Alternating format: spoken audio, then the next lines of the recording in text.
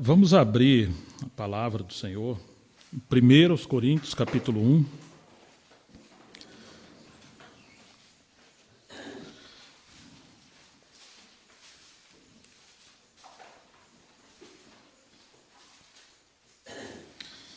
Primeiro Coríntios, capítulo 1.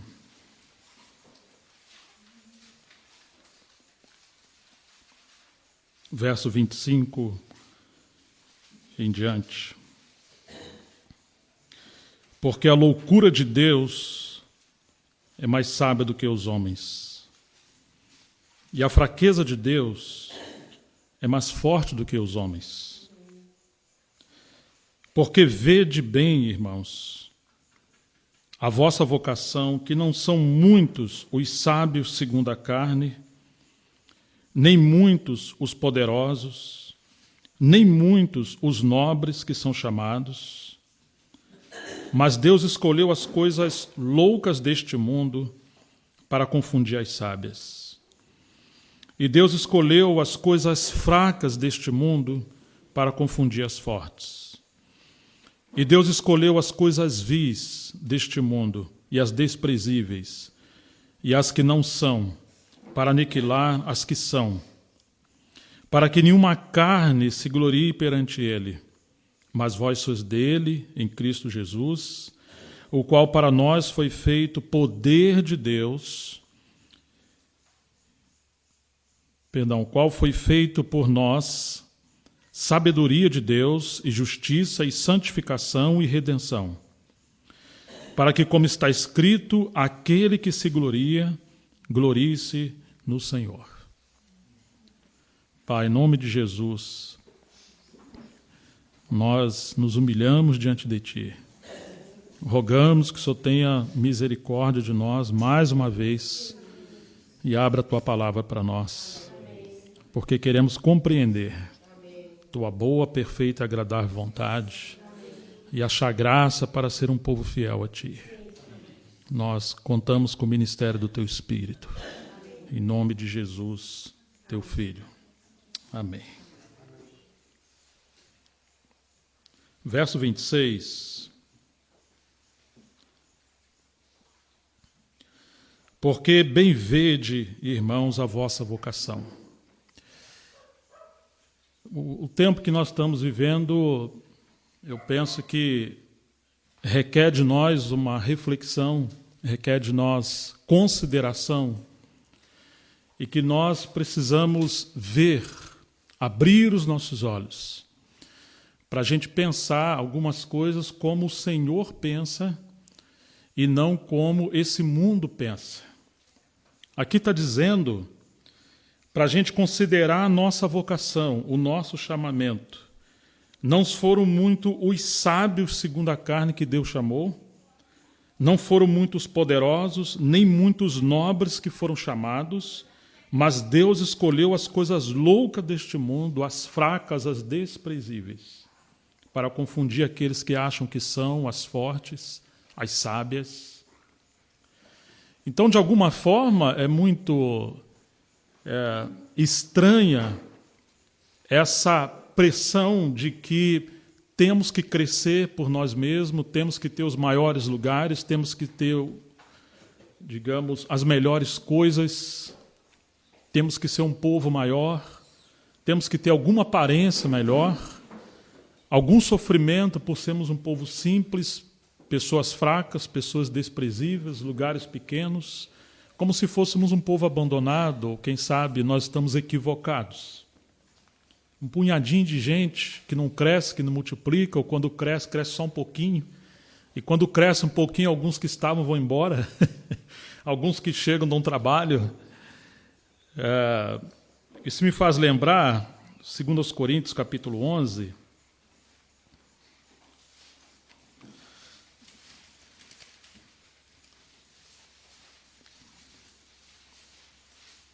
versículo 3, 2 Coríntios 11, 3.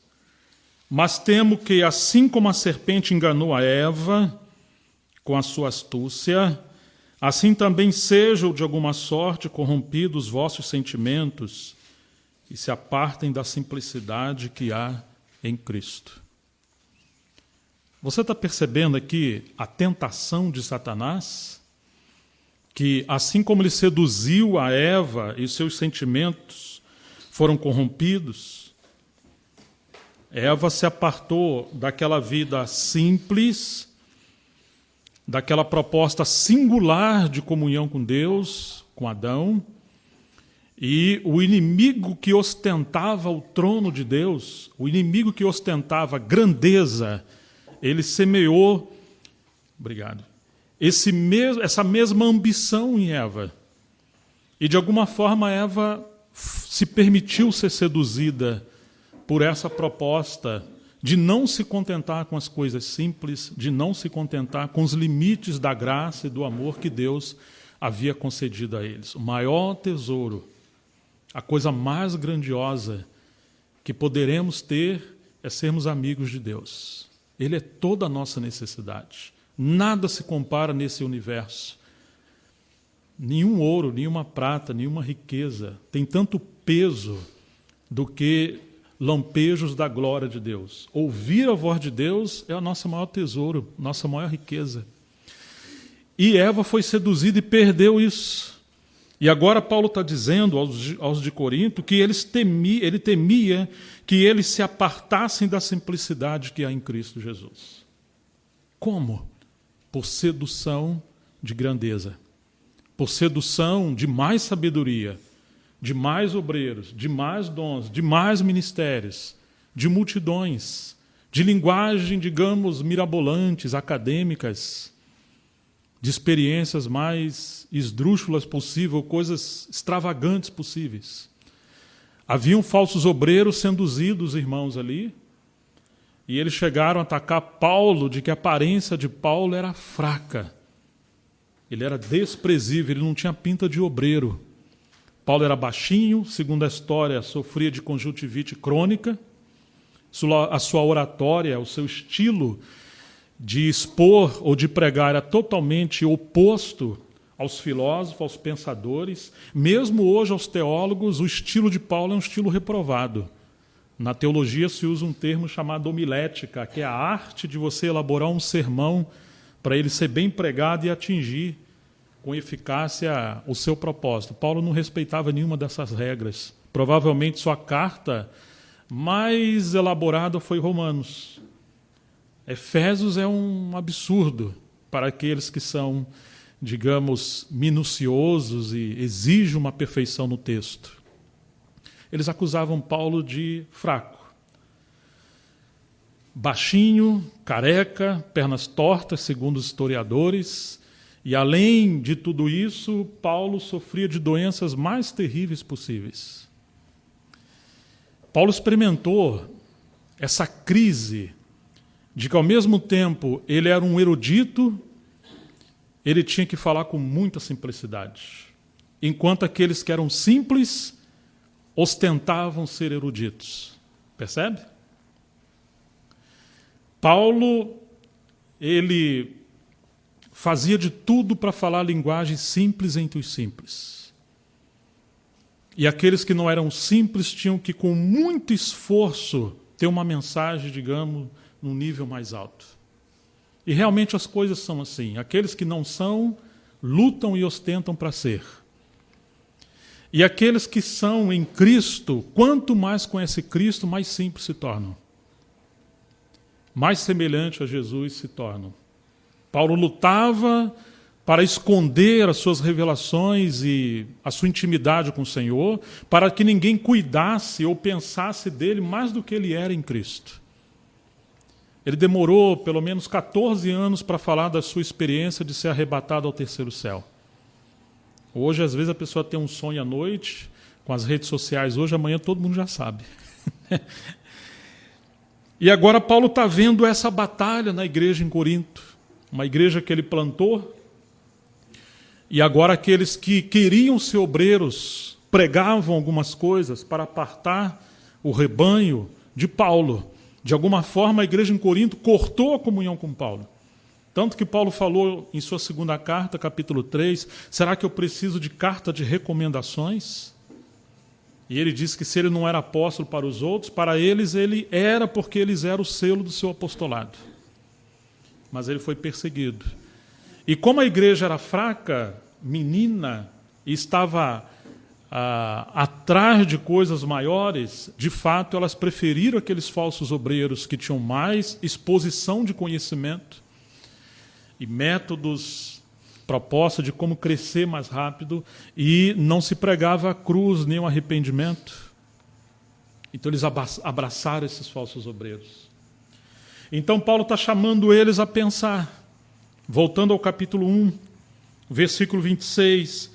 Vejam, irmãos, preste atenção na vossa vocação, que não são muito os sábios segundo a carne, que são chamados. Não é que Deus não chamou sábios, mas não são muitos os sábios. E ele fala da loucura de Deus, que é mais sábia do que a sabedoria dos homens, verso 25, e a fraqueza de Deus, que é mais forte do que a força dos homens. Você imagina essa linguagem que Paulo está falando? Talvez seja menos complexo para nós pensar um pouco sobre a loucura de Deus, mas a fraqueza de Deus. Como pode Paulo ousar falar algo sobre a fraqueza de Deus? A palavra fraqueza é tão negativa, né? Mas jamais deve ser considerado, na ótica de Paulo, sobre pecado. Na verdade, nós temos debilidades físicas, mentais, psicológicas, mas Deus não. Deus é santo, puro, perfeito. Seus atributos incomunicáveis e os comunicáveis. Nós vemos um Deus totalmente pleno em si mesmo, senão deixaria de ser Deus. Mas Paulo, para tentar trazer os coríntios à razão, ele usou esses dois termos, loucura de Deus e fraqueza de Deus. Na verdade, Paulo está aqui com um tom de retórica e um tom de ironia, porque ele fala respondendo, e ele está respondendo e cutucando aqueles que se achavam sábios. Porque a igreja em Corinto foi muito influenciada pela cultura dos gregos e pela busca de milagres dos judeus.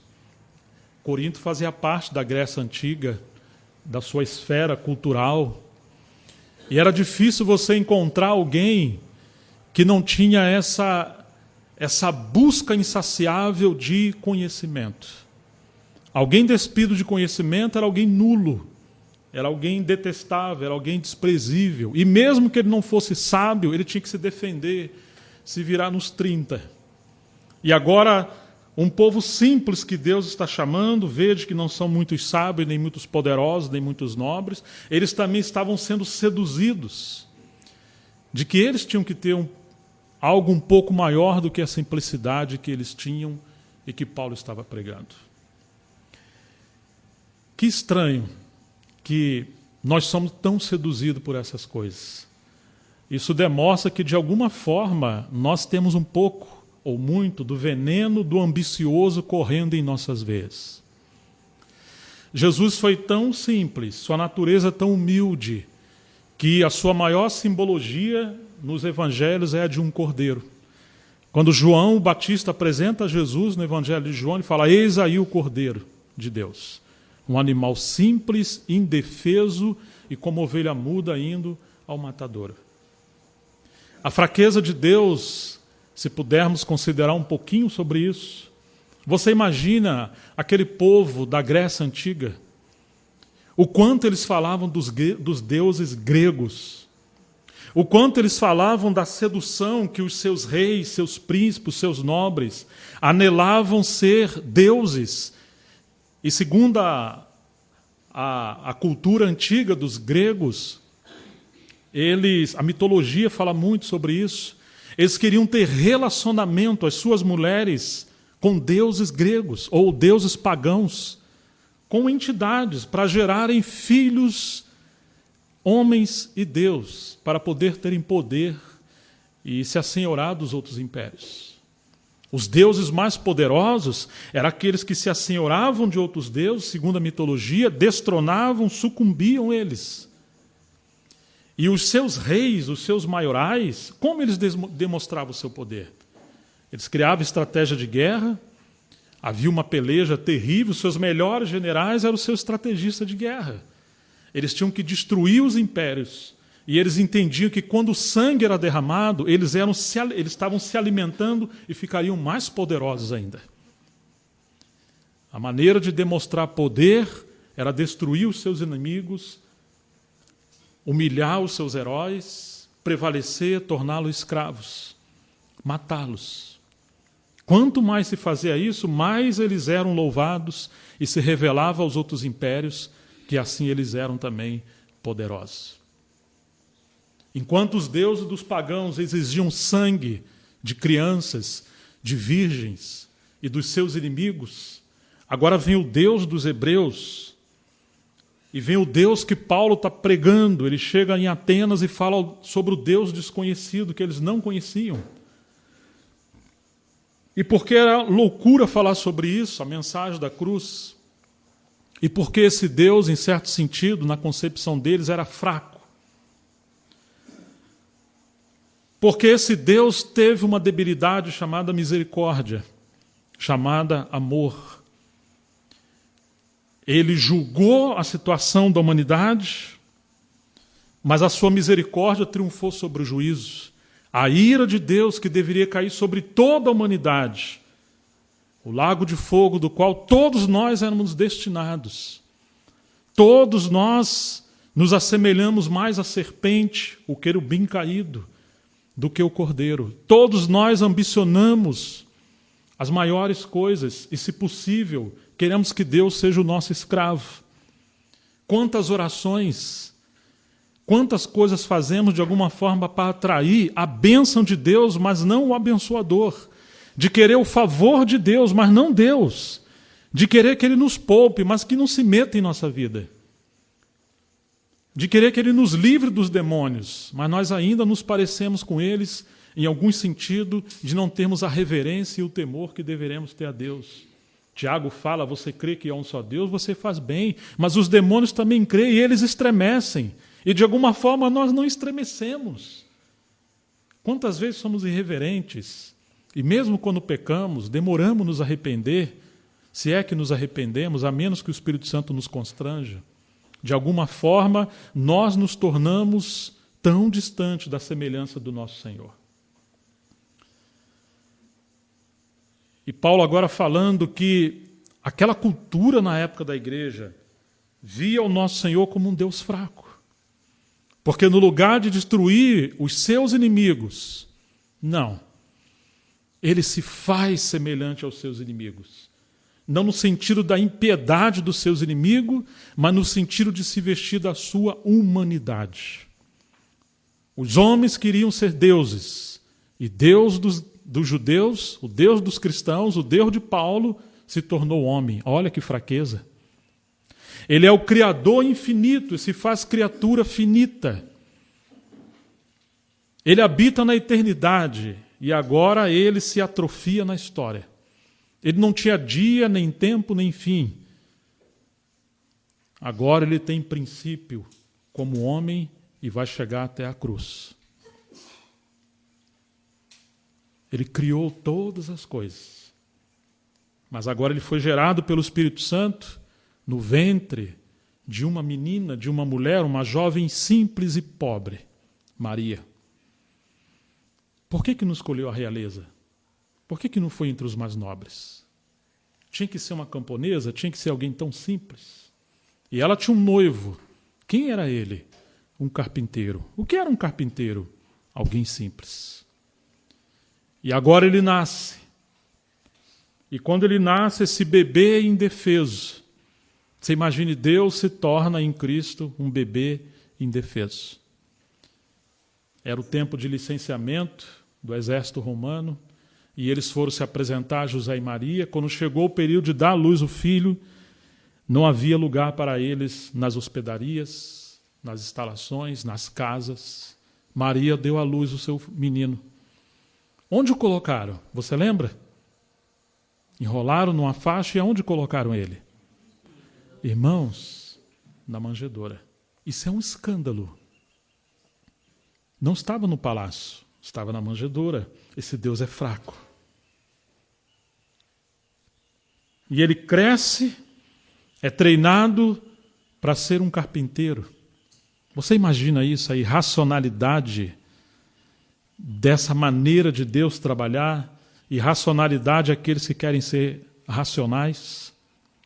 Não há sabedoria, não há mérito, não há honra nisso. Agora ele vem na plenitude dos tempos. E ele vem e vai ser batizado no Jordão. Ele não tinha pecado, mas ele tomou aquele lugar, representando toda a humanidade, e ele diz que é necessário que seja assim para se cumprir toda a justiça de Deus. Quando ele é batizado, os céus se abrem, o Espírito Santo veio em forma de pomba sobre ele, e vê aquela voz do céu que disse: este é o meu Filho amado, em quem eu me comprazo. Aquele céu que esteve fechado por cerca de 400 anos, né, desde Malaquias até João Batista no batismo. Agora Deus dá testemunho do seu Filho. E ele sai das águas, cheio do Espírito Santo. E agora ele vai dar início ao seu ministério. E no lugar de pregar às multidões, no lugar de assumir a liderança de Israel, não. O Espírito Santo toma ele e guia ele para um lugar que nenhum de nós jamais gostaríamos de ter ido. E talvez nenhum de nós poderíamos considerar na época, se pudéssemos participar de um conselho, como Jesus deveria iniciar o seu ministério, jamais iríamos dar um voto a favor. Vamos enviá-lo ao deserto para ser tentado por Satanás. Poxa, mas um dia no deserto, naquele sol escaldante? Não um dia, 40 dias. Jejum e oração. Você imagina essa loucura? Mas lá ele foi enviado pelo Espírito Santo. E estando ali, naquele último dia da provação, embora Deus tenha falado: esse é meu Filho amado em quem me comprazo, Satanás lhe disse: se tu és mesmo Filho de Deus. Percebe? Quando ele é batizado, o Espírito Santo vem em forma de pomba, mas lá no deserto ele encontra Satanás como uma serpente. Não é possível que você é filho de Deus. Ou você está equivocado, você tem crise de identidade, você entendeu errado. Ou se de fato você é o filho de Deus, Deus não é justo, como ele não foi justo comigo. E por isso eu não aceitei a sua soberania. Eu reivindiquei os meus direitos. Vamos nos unir. Transforme essas pedras em pães, se tu és o filho de Deus. Ou você vai ser fraco por tanto tempo.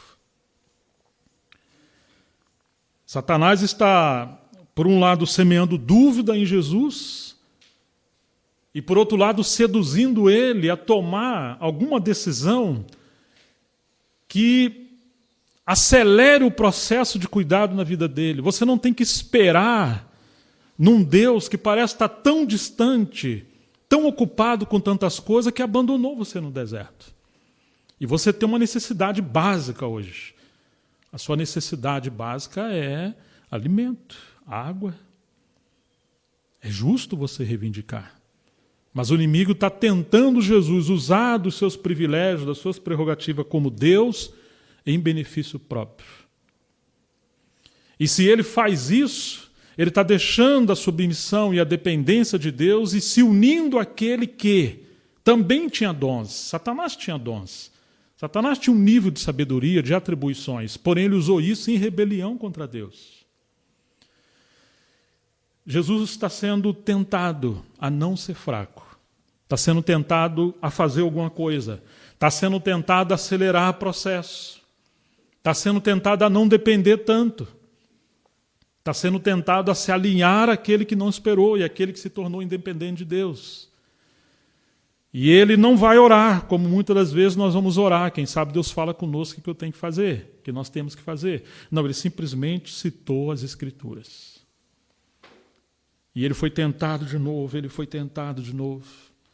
Até o momento que o inimigo o levou no alto, mais alto de um pináculo, e disse: olha o glamour desse mundo, as glórias desse mundo, a grandeza, tudo isso é meu. E Jesus não contestou.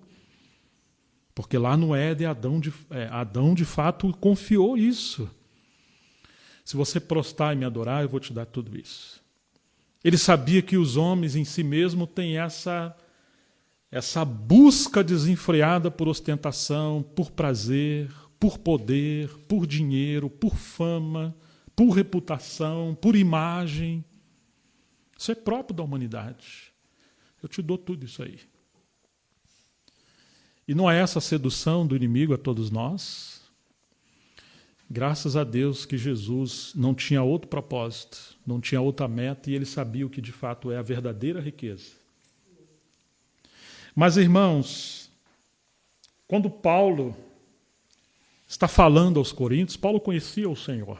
Porque Paulo foi um homem vaidoso, Paulo foi um homem de ostentação. Paulo foi um homem que atingiu o nível mais alto da busca de um judeu, criado aos pés de Gamaliel. Você imagina o que é isso? Todas as suas credenciais estão lá em Filipenses 3. Ele atingiu o ponto mais alto da religião. E ainda para ir um pouco mais além, ele era a ponta da lança daquele sistema judaico que perseguia os cristãos. Ele perseguiu, ele ajudou a matar. Ele respirava ameaças e morte contra os judeus, porque ele entendia que aquele Jesus era um impostor, era fraco, não era o verdadeiro Deus, ele era monoteísta, ou seja, aquele que crê no único Deus, conforme os hebreus criam, mas ele jamais pôde entender até então que Deus, embora um só, subsiste em três pessoas, havia uma trindade santa. Por isso que era difícil entender que Jesus é Deus. O eu sou que apareceu a Moisés e a Abraão. Porque como pode Deus tão grande e extraordinário ser confinado a um homem tão pobre, carpinteiro e fraco? Que não somente isso, ele morreu como um maldito na cruz. Então ele merecia ser escarnecido, até que seus olhos fossem abertos. E agora Paulo teve essa revelação gloriosa dessa, entre aspas, fraqueza de Deus. Deus se permitiu ser vulnerável. Deus se permitiu amar a tal ponto os homens que, no lugar de esmagar-nos, seus inimigos, o seu filho se fez homem e assumiu uma natureza semelhante à nossa, porém sem pecado. Ele se vestiu de homem. E ele agora vai à cruz, ele morre por nós, ele ressuscita, derrama o seu espírito e vem habitar no homem. Transformar os seus inimigos em amigos, no lugar de destruí-lo. Ou seja, que o poder de Deus é demonstrado pela sua fraqueza. E é muito interessante porque mesmo na lei havia uma lei de que um animal de natureza e espécie diferente da outra não poderiam coabitar. Isso seria uma bestialidade, uma loucura. Isso ele está falando dos animais. Agora imagine Deus tem uma natureza santa, nós uma natureza pecadora. Ele é eterno, nós míseros mortais. Ele é infinito e nós temos uma vida criada, ele é incriado. Como ele poderia se relacionar conosco? Como ele poderia habitar em nós? Impossível, se isso não era concedido nem aos animais se relacionarem somente de uma forma. Ou o homem se torna Deus, o que era impossível, o máximo que poderia fazer é se envolver com demônios, ou Deus se torna homem. E essa foi a sua fraqueza. Ele se fez homem. Você imagina isso?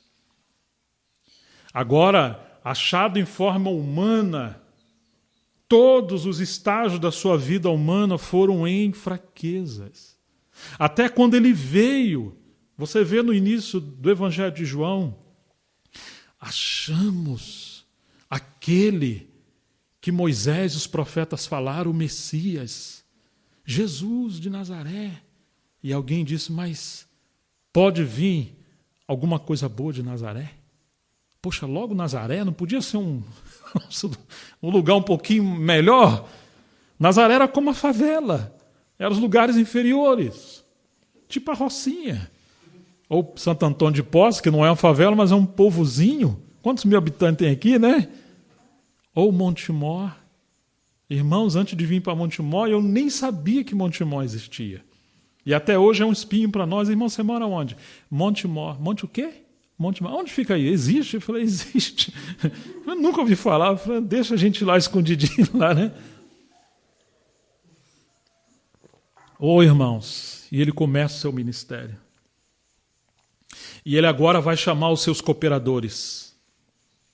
Com quem que ele começa? Com quais pessoas ele começa? Ele começa com as classes mais baixas, pescadores, homens simples, publicanos. Expulsa demônios de uma mulher endemoniada e ela se torna uma colaboradora dele. Ele vai atraindo gente simples e pobres. Para essas pessoas, ele era um evangelista e quando elas criam, ele se tornava o seu pastor. Mas quando ele estava entre os mestres de Jerusalém, os sábios, ele era um profeta que rugia e um mestre. Lá ele não estava com cajado, ele estava com a vara da disciplina e com a sentença de juízo. Quase sempre ele foi expurgado, ridicularizado e expulso de Jerusalém. Até o tempo que, peregrinando, ele encontrou uma aldeia muito simples, escondida a cerca de 3 quilômetros de Jerusalém, atrás do Monte das Oliveiras. Uma aldeia que no começo nem sequer foi mencionado o seu nome. Achou uma casa de 2 mulheres simples e meigas, que abriram a sua casa porque primeiro abriram o seu coração. Marta e Maria. Ali ele encontrou acolhida em Betânia. Você imagina que lugar tão simples, tão fraco, tão pobre, mas ele escolheu ali como a base do seu descanso, o seu habitat, e aonde ele iria desenvolver uma comunhão que representaria a expressão de assembleias por cerca de 2.000 anos ou mais. O que o Senhor pensava sobre a igreja, sobre o seu povo, foi representado em Betânia, não em Jerusalém. Mas você imagina como ele era fraco? Por um lado, ele é fraco porque se permitiu ser vulnerável e se fez homem.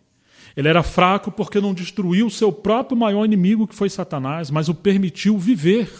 E ainda está vivo, porque ele deu livre-arbítrio a todos nós, para escolhermos ou seremos semelhante ao anjo caído, ou semelhante ao Deus que, embora infinito e eterno, assumiu sua vulnerabilidade se fazendo homem, e a sua força foi revelada em sua fraqueza como ovelha. Seu símbolo não é de um leão, primeiramente, de um urso, de um touro, de um búfalo. Não. Ele não é um grande leviatã, como é demonstrado em Jó, um animal que jamais pode ser domável. Não, uma ovelha. Simples. Como ovelha muda, foi ao matadouro. Agora Paulo está falando para os irmãos de Corinto. Olha o chamamento de vocês. Verso 26 do capítulo 1. Presta atenção, irmãos, da vossa vocação. Não são muitos sábios, segundo a carne, que são chamados. Esse é o primeiro golpe. Não são. Claro, Deus salvou um Orígenes nos primeiros séculos, um homem erudito, muito capaz, um Lutero, que iniciou a reforma, que traduziu a Bíblia para o alemão. Deus salvou um ateu pensador de alto nível chamado C.S. Lewis. E salvou alguns outros eruditos, mas se você for estudar a história, você vai ver que Paulo, inspirado pelo Espírito Santo, está perfeitamente claro, está certo. Não são muitos sábios segundo a carne que foram chamados. Seus mais nobres e elevados obreiros foram homens simples. Que a sua maior sabedoria não foi o conhecimento acadêmico erudito, mas foi a revelação dos céus e das profundezas do coração de Deus. Dizia Moody, um iletrado e simples, que 1 hora ou um tempo de joelho diante de Deus, você enxerga muito mais do que aqueles elevados filósofos olhando pelos telescópios e a filosofia, tentando compreender as coisas. Um dos meus pais na fé falava uma coisa muito interessante, né? Ele dizia, Zé João, um homem simples, pernambucano. Ele falou assim, eu não ligo muito para ver jornal. Porque o jornal à noite está relatando as coisas que Satanás fez durante o dia. Então eu não gosto de perder tempo vendo televisão, vendo jornal. E era verdade. Só tragédia, né? Não é que você não deve estar antenado, mas ele tinha uma forma e precisa, um homem simples, de falar as coisas com pitadas de conhecimento espiritual, né? Não são muitos sábios, segundo a carne, nem muitos poderosos. George Miller não foi um grande poderoso, não era um homem rico nem abastado, mas ele montou vários orfanatos e alimentou milhares de crianças. Ele dependeu daquele que era poderoso. Não são muitos nobres que são chamados. Por que vocês estão lutando para ser nobres? Por que vocês estão lutando para ser poderosos? Por que estão lutando para ser sábios?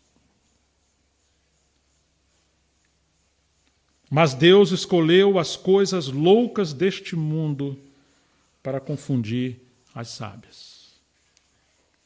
Você sabe o que você é? Você sabe o que eu sou? Nós somos uma coisa louca, que não havia esperança em nós. E Deus nos escolheu para confundir as sábias. Muitas das vezes nós temos alguns complexos de inferioridade. E Deus nos cura tratando com a nossa identidade. Somos filhos do Senhor. Ele é o nosso Pai. Ele chamou pessoas fracas e frágeis para revelar sua grandeza. O irmão Packer, que era um colega do Lloyd Jones, ele diz que Deus evidencia as fraquezas dos seus servos, eleva elas para poder usá-las. É uma linguagem estranha. Mas quando você vê, por exemplo, o maior dos pregadores do século XIX, que tinha a boca de ouro, quem foi ele? Você lembra quem foi? Quem ousa falar quem foi? O grande pregador, o príncipe dos pregadores. O Spurgeon. E quem era Spurgeon? Um homem simples, mas não só isso. Sob fraqueza, Spurgeon sofreu de depressão toda a vida dele. Especialmente depois que foi construído o seu grande salão de pregação para cerca de 4 ou 6 mil pessoas. E logo no início da sua carreira ali, alguém gritou, incêndio, fogo. E todo mundo saiu correndo, querendo sair, pessoas foram pisoteadas e morreram. Ele era jovem, com seus 23 ou 24 anos. E ele foi assolado por uma profunda depressão durante toda a sua vida. Você já imaginou? Existe um livro chamado A Depressão de Spurgeon. E o seu narrador diz que certa vez Spurgeon confessou. Existe um outro livro sobre a biografia de Spurgeon, escrita por Steve Lawson. Ele diz que certa vez Spurgeon comentou que ele sofria depressão e angústia tão terríveis, tão profundas, que ele não desejava nenhum homem na face da terra experimentar o que ele experimentava. Mas Spurgeon venceu, ou pelo menos lidou com a sua depressão, com a oração, a palavra e o serviço. Ele se tornou um pregador tão extraordinário, porque os seus sermões, além de ser cristocêntricos, eles eram cheios de compaixão e de misericórdia. Deus usou um homem fraco para expressar a sua força, para atingir com graça homens fracos como nós. Enquanto alguns acham que a depressão é coisa do diabo, ou quem sabe uma carreira miserável que o seu filho nunca deve estudar é ser um psicólogo ou um psiquiatra, isso é coisa do cão. Se você toma remédio, você está equivocado. Irmãos, só alguém que se acha querubim pode pensar assim. Porque alguém que é 100% humano e sabe o que é a fragilidade humana, entenderá que nós somos tão frágeis como o grande gigante, príncipe dos pregadores, Spurgeon. Só alguém que não conhece o Senhor duvidará da fragilidade humana. O que dizer de John Bunyan, o homem que, aprisionado por cerca de 12 anos, escreveu o livro O Peregrino. Ele sofria de dores e angústia profunda, de crise, de depressão, de ansiedade, de síndrome do pânico.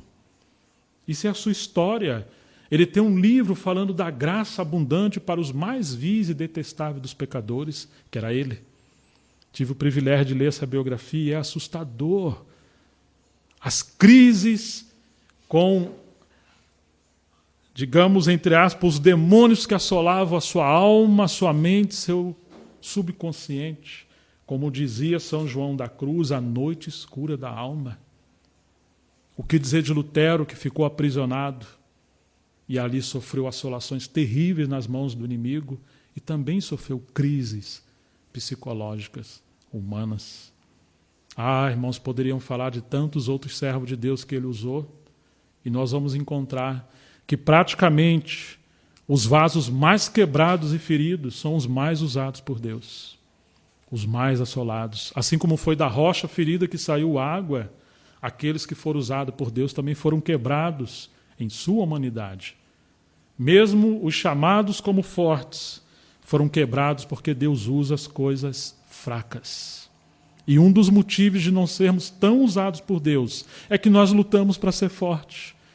É que nós queremos fugir da nossa luta, da nossa humanidade, da nossa doença, da nossa limitação. Jonas Madureira, um discípulo de Russell Shedd, hoje um pastor em São Paulo, um pensador, ele falou uma coisa tão maravilhosa. Beije a sua fraqueza. Porque se você não beijar a sua fraqueza e fugir dela, você vai beijar a sua arrogância. Ele ainda dizia que é a graça de Deus que põe o homem de joelho. O homem que queria colocar Deus de joelho. Deus nos permite fraqueza para nos colocar de joelho e depender da sua graça, porque a sua graça abunda no meio da fraqueza. O seu poder se aperfeiçoa no meio da fraqueza, foi o que ele fez com Paulo. Então não fuja da sua fraqueza. Isso te torna arrogante. Porque Deus dá graça aos humildes, mas ele resiste aos soberbos. Imagine Madame Guyon, uma das jovens mais lindas no período da virada do século XVI para o século XVII, uma francesa extraordinária. Sabe qual era a sua maior fraqueza humana? Era a sua beleza.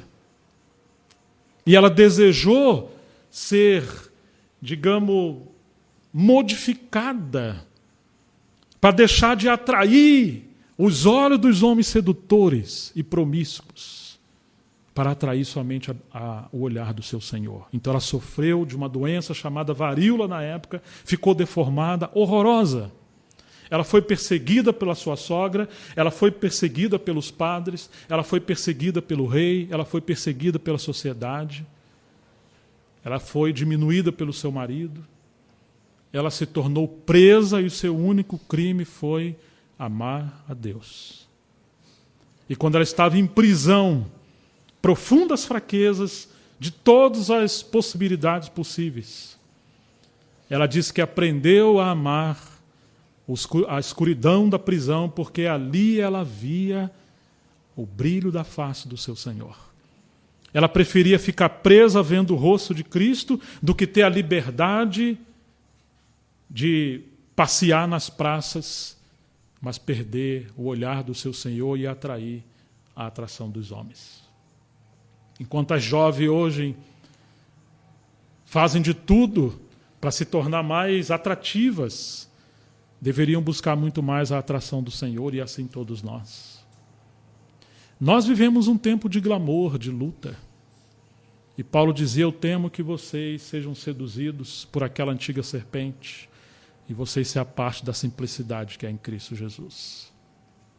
Não é um desafio, irmãos? Porque a igreja em Corinto se perdeu. Ela foi denegrindo e caindo, E a base dessa queda foi o orgulho, a ambição e buscar coisas maiores. Os maiores dons, as maiores sabedoria, os maiores ministérios, as melhores conferências e por aí afora. E eles foram enganados.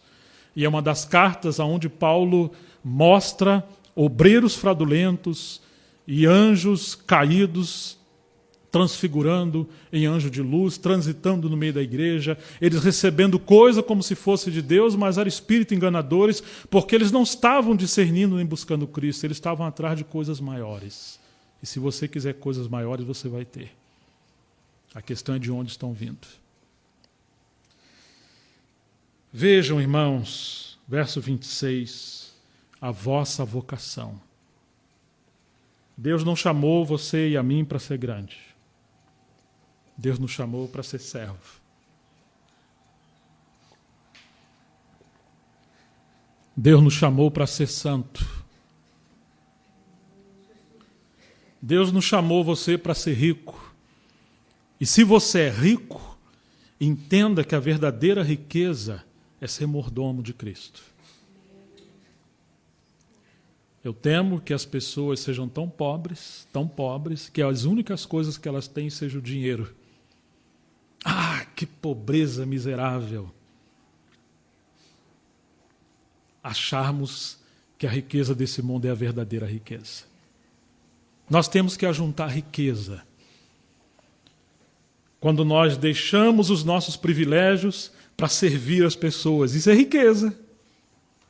Quando nós granjeamos os amigos, que quando a riqueza dessa terra faltar, disse Jesus em Lucas 16, granjeai amigo com dinheiro da injustiça ou da iniquidade, porque tudo aqui está levedado com a queda e com a corrupção, para que quando esses faltarem aqui, a riqueza dessa terra, lá nos portões eternos você seja recebido pela verdadeira riqueza, que é o pobre que você cuidou, que é a viúva que você ocorreu, que é o doente que você cuidou, que é a sua oferta que você repartiu. No lugar de você ostentar e granjear coisas para si, você assume aquela natureza daquele que, embora sendo rico, se fez pobre, para que na sua pobreza ele pudesse enriquecer a muitos. Você imaginou isso, irmãos? Como nós temos um discernimento e um pensamento equivocado sobre riqueza. Riqueza é a participação das virtudes comunicáveis de Deus. Riqueza é quando aceitamos os golpes da vara de Deus, que nos transforma em pó da terra, em pedra viva, e de pedra viva em diamantes, e de pedras vivas em colunas na casa de Deus, para ornamentar a casa de Deus. Não adianta estarmos ricos de conhecimento e pobre de piedade, e pobre de misericórdia, e pobre de compaixão. Não adianta sermos amigos daqueles que são mais vistos e não temos relacionamento com aqueles que estão no nível mais baixo. Os membros que têm menos honra, disse Paulo, devemos ainda dar mais honra. Mas todo mundo quer ser mais colega daqueles que têm mais conhecimento ou mais alguma coisa nessa terra. Paulo está falando, ei, levanta a cabeça, irmãos, olhem a vossa vocação. Vocês não foram chamados para a tragédia da vaidade. Como dizia Lloyd Jones, por que prospera os ímpios? Por que eles prosperam? Dizia o salmista, será que é vão que eu tenho me sacrificado, jejuado, guardado os sábados? Eu não prospero. Meu trabalho não anda, minhas coisas com luta, com sofrimento, e o ímpio prospera. Até o dia que ele entrou no santuário de Deus. E ele viu que tudo isso era como um abismo, uma ribanceira que foi colocado sobre ele. E aquilo mantinha ele na vaidade e preso e o apartava de Deus. Até o dia que ele se perdesse completamente. Deus muitas das vezes nos mantém na simplicidade, seja pela enfermidade, seja pela doença, ou do teu filho, ou da minha filha, ou nossa, não sabemos. Seja pela escassez de dinheiro, seja pelos negócios dos empresários que nem sempre vão bem, não sabemos. Seja pela sua insônia, seja pela sua depressão. Veja isso como cordas e laços do amor do seu Pai, para manter você perto dele, e não uma maldição. Não lute para superar isso por sua própria força, porque isso vai se apartar mais ainda da graça de Deus. Temos que aprender a beijar o cajado, sustentado por aquela mão perfurada na cruz do amor. Ele não te abandonou. Você só não entendeu a loucura de Deus, de que isso é graça abundante. No começo, João Batista fala várias vezes, eis aí o Cordeiro de Deus. Pode seguir, é ele. Ele tinha 100% de certeza, né? Mas quando ele estava preso, esquecido, abandonado, porque ele era um profeta que falava a verdade, ele mandou os discípulos dele procurar Jesus e falar, olha, vão lá perguntar a ele, és tu mesmo aquele que havia de vir ou devemos esperar outro?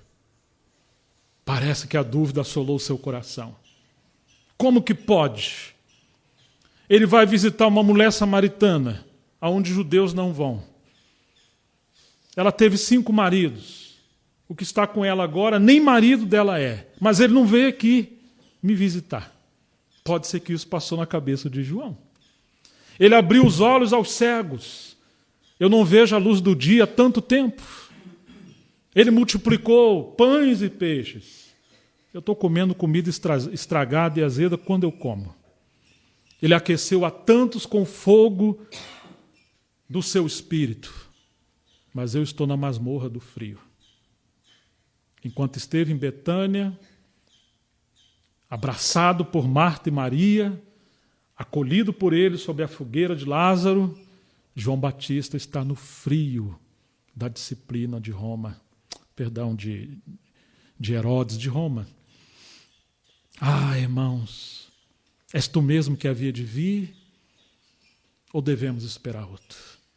Porque se ele é o anjo que havia de vir, João Batista, que foi preparar o caminho, como pode Jesus gastar tempo com tantas pessoas e não visitar o seu servo? E Jesus responde, vão falar a João Batista. E ele cita a profecia de Isaías 61, que dizia que o Espírito do Senhor está sobre mim. Ele foi enviado e ele estava abrindo os olhos ao cego, curando os feridos, libertando o povo do cativeiro. E aos pobres, o evangelho está sendo pregado. Vão falar para João Batista. Ele vai lembrar dessa profecia e vai ter certeza que sou eu. Diga mais uma coisa para João Batista. Você lembra o que Jesus também falou e acrescentou a isso?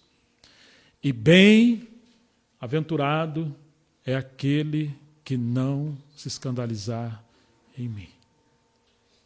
Não se escandalize, como dizia o irmão T. Austin Sparks, com a irracionalidade do seu tratamento. É irracional, é ilógico. E nem sempre ele vai te explicar porque ele permitiu ser assim, nem a você e nem a mim. Ele não espera que você se sinta bem quando você tem explicação. Mas ele espera que você se sinta bem, mesmo ainda em face das tempestades, mesmo ainda sendo loucura as coisas que acontecem, ainda assim você pode confiar na soberania do seu Senhor. Você não precisa perguntar se Ele te ama, porque o maior sinal do seu amor foi o seu filho morrendo na cruz por você e por mim. Ele é soberano. Ele quer nos manter perto dele. Vamos falar para João Batista. Parece, irmãos, que quanto mais o Senhor nos ama, mais Ele vai nos atrair para fazermos parte e nos identificar da natureza do seu Filho. E o seu Filho sofreu dor, tribulação e luta. Você se lembra de Jó? Dizia o irmão Kemp Morgan, comentando Jó, ele tem um livro tão estranho. Jesus responde a Jó. Tudo aquilo que Jó perguntou e Deus não respondeu, o irmão Kemp Morgan, o príncipe dos expositores da Bíblia, descobriu que tudo aquilo Jesus respondeu com a sua vida, com a sua cruz, com o seu sofrimento, com a sua identidade de cordeiro. Uau! Com as suas palavras. Às vezes Deus não te responde em palavras, sabe por quê? O seu filho é a resposta. E nós temos que olhar para ele e entender que nele está toda a nossa solução de tudo que necessitamos. Ele diz que sempre Deus chamou Jó de meu servo Jó. E que estranho, dizia um autor chamado Philip Yancey, comentando sobre Jó, dizia assim, a aposta de Deus em Jó. Porque quem começou aquela batalha titânica foi Deus, não foi Satanás. Está vindo de onde? Estou vindo de passear pela terra, rodear. Já começa a mentir. Ele está andando pela terra, encontrou Jó. Isso sou eu que penso, tá? O passeio de Satanás se tornou no inferno. Como é que você pode chamar de passeio se você encontrou um homem justo, leal a mim na terra? Ele não está passeando, porque Jó era um tormento para Satanás. No meio de tudo, o homem escolheu ser fiel a Deus. E o inimigo, sendo aquele querubim, ele rompeu e falou, não pode ser. Que esses mortais miseráveis serão fiel a Deus. Eu vou ter que fazer alguma coisa. Você suborna Jó, né? Fazendas, filhas lindas, filhos lindos, riqueza, saúde. Toca! Vamos ver se Jó não vai blasfemar. Em outras palavras, ele acusa Deus de estar dando propina, de fazendo barganha com Jó. E o Senhor permite Satanás tocar em Jó e Jó perde tudo. E ainda assim Jó permanece olhando para o Senhor. Até o ponto que Jó teve que perder a si mesmo. Porque enquanto Jó orava pelos seus amigos, Deus mudou o cativeiro de Jó. Não, a nossa versão fala, Deus mudou a sorte de Jó, né? Mas o original, o pensamento mais claro seria, Deus mudou o cativeiro de Jó. O que era o cativeiro de Jó? Não era a sua dor, a sua ferida, as suas enfermidades, os seus inimigos, os seus amigos. Não, nem Satanás, não. O cativeiro de Jó era ele mesmo. Ele estava aprisionado e girando a sua vida em torno dele mesmo. Até o ponto que Deus o permitiu chegar no nível mais baixo de fraqueza humana para ele ser liberto dessa vaidade. Então ele agora fala, antes eu te conhecia de ouvir falar, mas agora os meus olhos te veem. Irmãos, Deus permite as coisas assim, para não nos perdermos em nossa loucura de vaidade, de ambição, de sedução. Porque bem vede, irmãos, então levante os seus olhos, veja, levante os seus olhos, veja, a vossa vocação, o vosso chamamento, Deus chamou você, do jeitinho que você é. Ele sabe da sua luta, Ele sabe do seu sofrimento. Vede que não são muitos sábios segundo a carne, nem muitos poderosos, nem muitos nobres que são chamados. Deus sabe. Lloyd Jones tem um outro livro estranho, chamado Uma Nação sobre a Ira de Deus. Uau! Parece que ele está falando dos Estados Unidos. Como dizia Leonardo Ravenhill, Deus amaldiçoou os Estados Unidos com as suas bênçãos. Porque quanto mais eles prosperaram, mais se esqueceram de Deus. E os Estados Unidos se tornou uma fonte de toda a imoralidade, de toda a degeneração, de toda a degradação do cristianismo. E dali surge as mais severas heresias, falsos profetas e declínios, e as coisas que têm pervertido os jovens e a humanidade, nascendo lá em Hollywood, nos seus grandes filmes, etc. É um país evangélico que se tornou totalmente apostatado. Oh, irmãos, se tem uma coisa que devemos temer, não é perder as coisas dessa terra. Se tem algo que devemos temer, chama-se o silêncio de Deus. O silêncio do Senhor é a sua resposta aos arrogantes. Quando Pilatos faz uma pergunta a Jesus, Jesus se cala. Essa é a sua resposta ao homem arrogante. Não tema perder as coisas. Temas encontrar as costas de Deus. Você se lembra do livro de Números, quando o Senhor fala para Moisés que o seu povo caiu no seu desagrado. E ele queria acabar com aquele povo e fazer uma nova nação a partir de Moisés. Aí isso me dá tanto temor, irmão, o desagrado de Deus. Sabe quando o filho cai no desagrado do pai? Ou da mãe? O pai fica em silêncio, né? Vocês que são pai e os que são filho. E às vezes leva tempo para restaurar o relacionamento. O que é isso? É o desagrado. E não tem nada que compra isso. De converter isso a no seu arrependimento, a restauração. O desagrado de Deus. Quando Deus tentou de todas as maneiras atrair o seu povo para si, mas o seu povo está atrás de coisas. Eles querem ser grandes, eles querem ser sábios, eles querem ser nobres, eles querem ter as coisas desse mundo, eles querem ser como os babilônicos, como os egípcios. Vede, 27, Deus escolheu as coisas loucas deste mundo.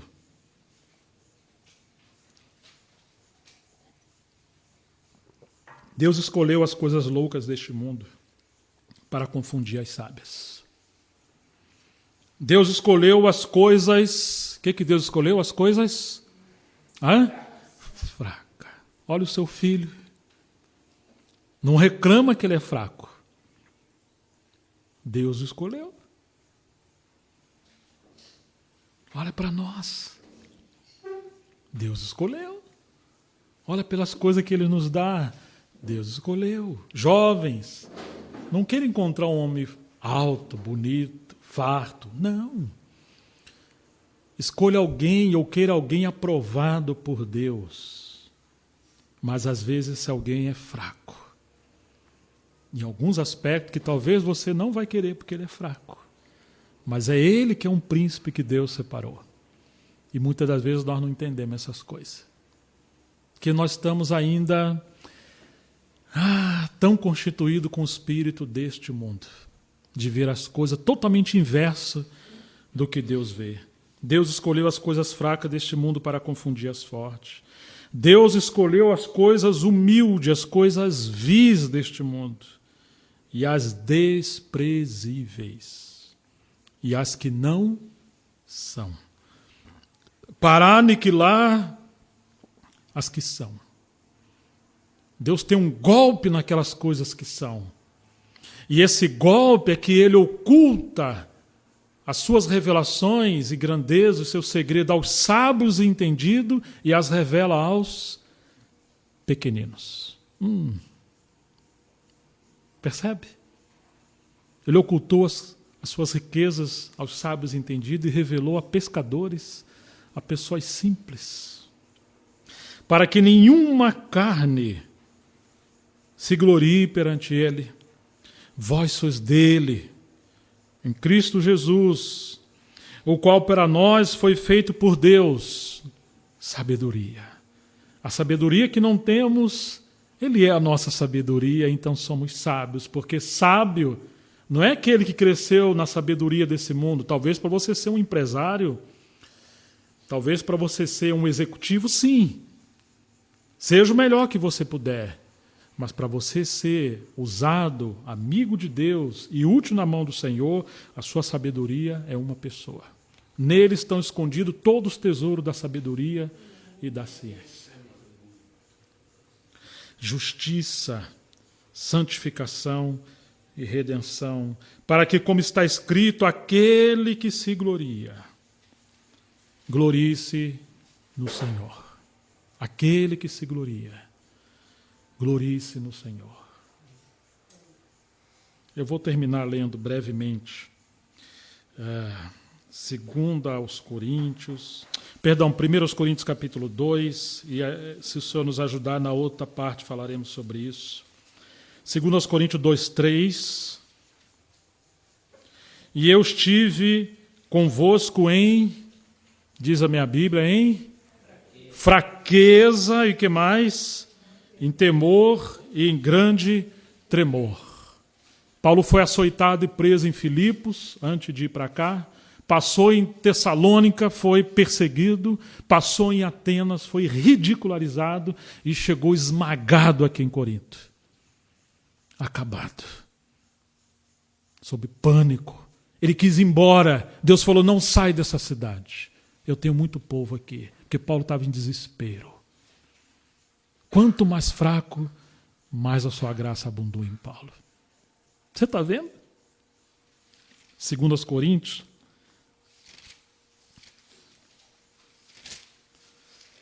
capítulo 10.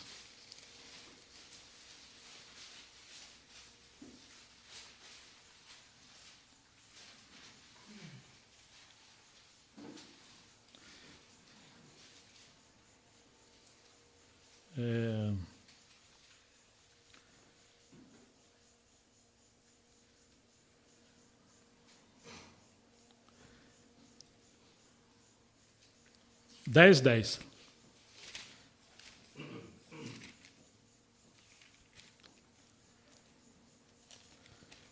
Que diz assim: porque as suas cartas, dizem, são graves e fortes, mas a presença do corpo é fraca e a palavra desprezível.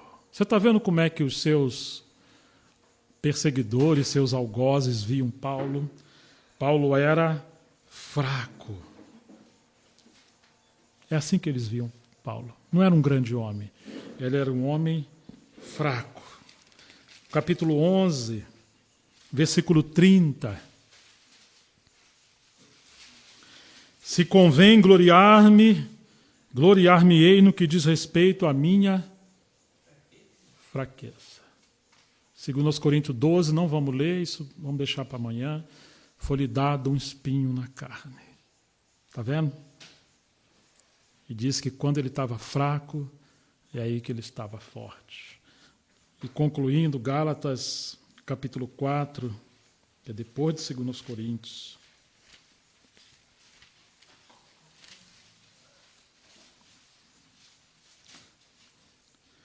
Gálatas 4, versículo 13. E vós sabeis que primeiro vos anunciei o Evangelho, estando em enfermidade da carne. E não rejeitaste nem desprezaste isso, que era uma tentação na minha carne. Antes me recebeste como um anjo de Deus, como Jesus Cristo mesmo. Qual é, logo, a vossa bem-aventurança? Porque vos dou testemunho de que, se possível for, arrancarias os vossos próprios olhos e vos daria. Você está vendo como é que estava Paulo? Acabado. E no capítulo 6, ele vai nos dizer, verso 11, vede com que grande letra vos escrevi por minha mão, porque, segundo a história, ele sofria de conjuntivite crônica, seus olhos eram encebados, eram obscuros. Você imagina um erudito, um homem tão profundo, tinha que depender de um secretário para escrever. Isso era um espinho para ele também, para manter humilhado. Tinha que fazer aqueles garranchos assim, ó. Nossa, essa é a sua letra? Todos que querem mostrar boa aparência na carne. Verso 12, está vendo? Todos que querem ostentar aparência na carne. Esse vos obriga a circuncidar-vos somente para não serem perseguidos por causa da cruz de Cristo. Aqueles que buscam ostentação, aparência, sabedoria, grandeza, você vai ter que negar a cruz de Cristo. Porque a cruz, ela é loucura também. E ele segue dizendo, porque nem ainda esses mesmos que se circuncidam Guardo a lei, mas quero-vos circuncidardes para se gloriarem na vossa carne. Mas longe esteja de mim gloriar-me, a não ser na cruz de nosso Senhor Jesus Cristo, pelo qual o mundo está crucificado para mim e eu para o mundo. Então alguns trabalhavam no Evangelho, atribuindo mais sofrimento a Paulo, levando o povo a ficar contra Paulo, porque eles queriam conquistar grandes assembleias como se aquilo fosse um troféu para eles, uma coroa para eles. E isso é uma vaidade. Irmãos, que o Senhor nos dê graça. Vede, levante os olhos, que Deus escolheu as coisas fracas, as desprezíveis, as humildes, as que não são, para confundir aquelas que são. Vede a vossa vocação, não são muitos os nobres, os fortes, os sábios que são chamados. Que o Senhor nos livre de cair nessa tentação do inimigo, que é abandonar a simplicidade que há em Cristo Jesus. Que possamos nos gloriar em nossas fraquezas, porque quando estamos fracos, é aí que estamos fortes. Vamos orar ao Senhor. Pai, em nome de Jesus Cristo, nessa manhã nós queremos rogar a Ti que nos conceda mais discernimento espiritual e graça, para termos essa visão gloriosa da riqueza que é a fraqueza, quando a graça de Deus abunda em nossas vidas, para nos levar, Senhor, a ser mais semelhantes a Jesus. Não queremos ter a ambição do querubim caído, mas sim a humildade do Cordeiro, que aceitou a vara da disciplina em obedecer a Tua direção indo para a cruz. Senhor, guarde-nos nesse tempo, onde o mundo está cambaleando, Senhor, em tanta disputa, em tanta peleja, em tanta luta para ser e ter e ostentar. Mas nós queremos, ó Deus, conhecer a Ti e nada mais. Nós abençoamos esse lugar, essa comunhão tão simples, esse lugar tão simples, um povo simples. Que aqui o Senhor possa, nesses dias, abrir mais os nossos olhos, para nos dar graça nessa carreira que nos foi proposta, de podermos nos liberar de todo o peso, Senhor, toda essa vaidade, para trilhar esse caminho salpicado de sangue, as marcas do Calvário de Cristo, e agradar a Ti sobre todas as coisas. Ó bendita fraqueza, Senhor, que nos coloca na presença do Senhor. Nós Te agradecemos e oramos no nome de Jesus para a Tua glória.